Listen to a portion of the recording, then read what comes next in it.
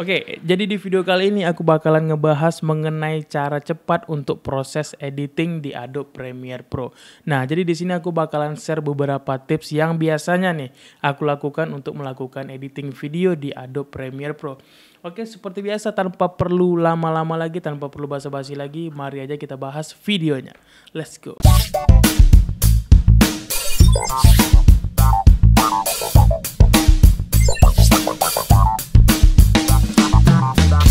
Halo semuanya, kembali lagi dengan aku Dika Adrian. Seperti yang udah aku jelaskan di awal tadi, di sini aku bakalan ngebahas seputar Adobe Premiere Pro. Nah, di sini aku bakalan share beberapa tips cara mempercepat proses editing, tentunya di aplikasi Adobe Premiere Pro.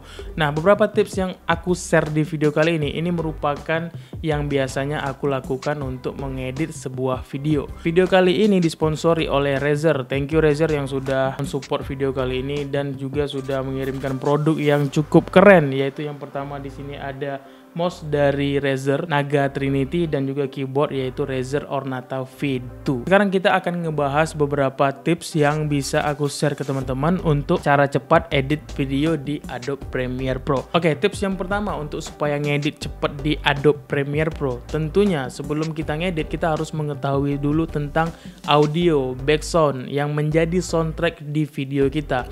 Nah, biasanya aku memang ini yang pertama kali aku pikirkan, karena biar kita mendapatkan audio bagus terlebih dahulu supaya nanti mood untuk kita ngedit itu bisa lebih bagus lagi. Dan juga setelah kita melakukan pengambilan gambar, misalnya kita udah shoot B-roll, terus kita sudah nge-review produk, di situ kita sudah kepikiran nih footage-nya seperti apa, terus kita bakalan ngasih soundtrack-nya nanti seperti apa supaya bisa mendukung audio visual kita itu menjadi lebih bagus lagi. Kenapa prioritasnya audio? Karena video kita itu kayak B-roll yang bagus itu harus didukung dengan beat-beat musik yang bagus pula. Biasanya di sini aku mencari audio di YouTube Audio Library dan vlog no copyright musik. Dengan kedua musik ini bisa kita gunakan secara gratis dan no copyright. Nah, kalau untuk berbayar, aku sangat merekomendasikan untuk menggunakan audio dari Epidemic Sound.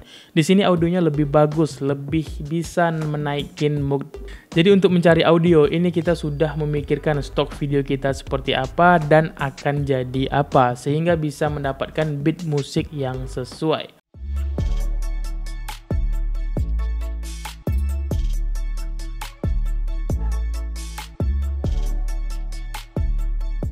Biasanya kalau musiknya udah dapet, ini pasti sangat cepat nih proses editingnya. Oke, selanjutnya yang kedua yaitu organize semua file. Jadi atur semua file kalian itu ke dalam satu folder. Misalnya ada stock shoot drone, stock B-roll, in frame. Nah, kalau untuk in frame di sini biasanya aku menandakan bahwa pada bagian folder ini merupakan video yang aku berbicara di depan kamera. Jadi semua stock footage sudah kita atur, selanjutnya tinggal langsung drag and drop langsung ke Premiere Pro. Boom. Jadi stock footage yang kita udah gabungkan di dalam satu folder itu jadi bisa kita import ke Premiere jadi langsung berfolder. Jadi kita bisa langsung melihat stock shotnya. Kalau kita ingin ngedit yang B-roll, kita bisa langsung pilih folder B-roll. Kalau ingin kita melakukan cut to cut di bagian kita in frame, kita talking di kamera seperti ini kita bisa langsung melakukan cut to cut atau melakukan jump cut-nya terlebih dahulu. Nah, itu bisa kita edit sesuai di foldernya itu. Jadi kita tinggal langsung drag and drop langsung ke timeline, sehingga itu sudah menjadi lebih rapi dan kita bisa mempercepat proses editing video. Kita masuk tips yang ketiga, yaitu kita perlu memahami yang namanya keyboard shortcut. Keyboard shortcut ini memang elemen yang sangat penting untuk kita pahami, karena pada saat aku ngedit video, hal yang paling penting itu adalah keyboard shortcut. Karena kita hanya menekan beberapa tombol, yaitu kayak C untuk cut, terus V untuk selection tool, T untuk penambahan teks. Nah, kita harus memahami itu supaya untuk mempercepat proses editing. Di sini aku menggunakan keyboard dari Razer dengan tipe Ornata V2 dan mouse Razer Naga Trinity.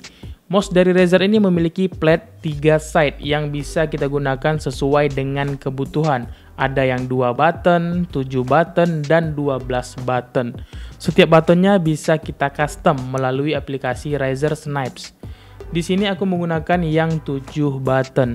Shortcut dari Premiere Pro yang sangat penting seperti Selection Tool, Razor Tool, dan shortcut lainnya sudah bisa kita customisasi dengan button yang ada pada mouse ini. Dengan adanya button yang bisa kita custom seperti ini sangat memudahkan untuk proses cut to cut pada saat editing. Ini asli memang sungguh sangat membantu sekali mouse ini karena dia memiliki button yang bisa kita customisasi. Kayak di button 1 ini bisa kita rubah menjadi shortcut C, terus di sini button nomor 2 kita bisa rubah menjadi V. Semua button ini kita bisa custom sesuai dengan kebutuhan shortcut keyboard kita. Tuh, jadi kita bisa langsung ngedit cut to cut dengan menggunakan mouse saja tanpa menggunakan keyboard lagi.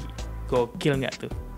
Nah, selanjutnya shortcut yang paling penting adalah zoom in dan zoom out timeline. Biasanya pada bagian ini kita cukup melakukan zoom in dan zoom out timeline di bagian bawah. Untuk custom ini kita bisa langsung pilih menu edit dan pilih keyboard shortcut. Secara default zoom in dan zoom out berada di tanda plus dan minus. Untuk menambahkan shortcut di sini aku menambahkan zoom in di angka 1 dan zoom out di angka 2. Dan juga keyboard dari Razer Ornata V2 ini memiliki wrist rest yang membuat pergelangan tangan kita nyaman pada saat melakukan proses editing. Kalau gini sih berlama-lama juga nggak akan pegel nih tangan. Kemudian keyboard ini juga bisa diatur warna dari aplikasi.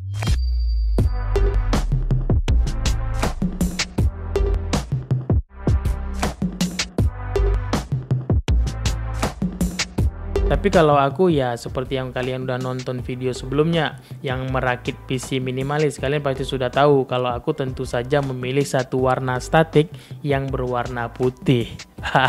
Oke, selanjutnya kita masuk ke tahapan selanjutnya untuk mempercepat proses editing video, yaitu kita harus menggunakan preset atau plugin atau LUTs. Nah, jadi di sini aku lebih prefer untuk menggunakan LUT. Kenapa? Karena LUT ini bisa untuk mempercepat dan mempermudah kita supaya kita bisa mendapatkan color grading yang bagus.